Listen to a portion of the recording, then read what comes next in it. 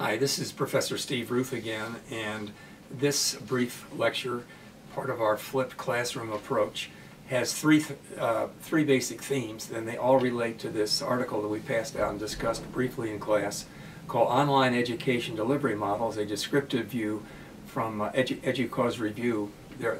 The article is very recent, November, December 2012, by Phil Hill.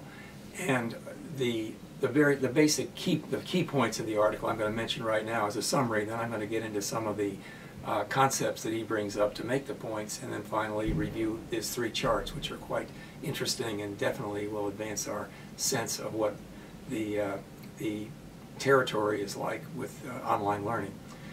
But he makes 4 points to begin with that I think are significant, sort of an overview, if you will, about online education. The first is that online education means multiple educational delivery methods. So when we talk about online education, it's not just MOOCs, or it's not just University of Phoenix, or it's not just University of Maryland University Center. It's not any one of those. It's all of them considered together. The second of these four is that online learning's new legitimacy can lead to new pressures. And in a minute or two, I'm going to bring up examples of some of those pressures. The third, probably the most important of all, the most important thing to remember, because it isn't stressed very much, that online education should lower, not raise costs. So it's quite reasonable to say that online education has as a goal, or could have as a goal, as a policy matter, to lower costs. Very interesting, because a lot of the literature does not get into cost very much. It goes into methods and techniques and many other comparisons, but it's not as easy to talk about costs when you discuss this topic. And the fourth of these is online education will increase competition. And that just means that there, as I've mentioned in some of these other articles, there's probably going to be quite a race between institutions for providing content, particularly if that content becomes transferable across institutions. So those are his key points. And in the charts that he provides, he shows you how he gets there. I'll show you this chart right now, but the basic, you can probably tell from the vertical axis is speaking of all different types of online learning. It has to do with course design, so for facilitators and participants, individual faculty team, and then instructional design team way at the top there, including faculty. And the modalities going horizontally are face-to-face, blended, hybrid, online courses, and finally what he calls fully online, cohort-based, like MOOCs, and also self-paced. So he's basically setting us up so that we can figure out where most of the action is. And as you can see, most of the action is in the upper right-hand corner, the northeast corner, where you have cohort-based, fully online, and the instructional design team also includes faculty. So that's basically his view, and as you look this over in more detail in the copy that you have, I distributed it in class. I think you'll get a good feel for it. There's four important concepts that he brings up, and some of them we probably haven't heard of before. The one is called the master course, and that's basically the way that University of Phoenix, Rio Salado in Arizona, University of Maryland, University College, Colorado Community College, and NCAT, a lot of these other groups basically believe that if you can have a master course as opposed to many versions of the same course, you not only can get greater efficiency, but also have higher levels of student satisfaction and also higher levels of learning. It's a tough goal to reach, but it's certainly a reasonable one, and the term that describes it is called the master course.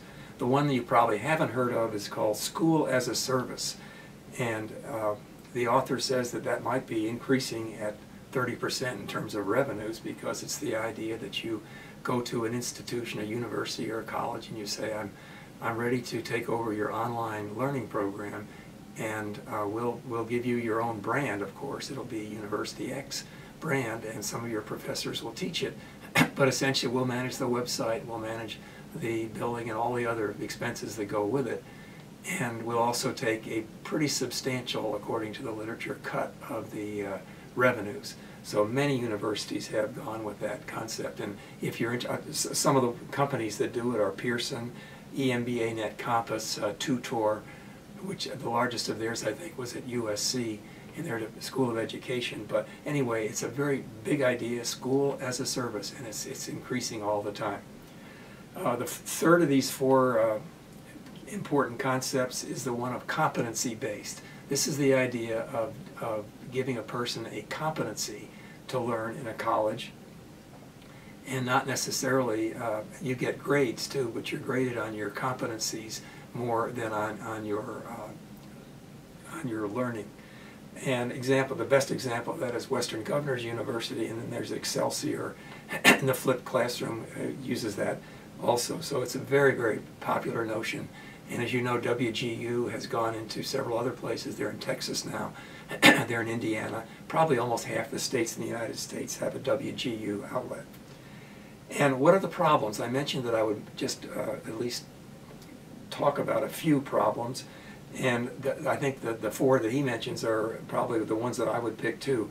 Revenue models. How do you figure how the revenue, if you're using, for example, school as a service, is the revenue model suitable for you? Credentialing and accreditation, obviously a problem. Course completion rates in the famous Stanford example, 160,000 students, 200 countries.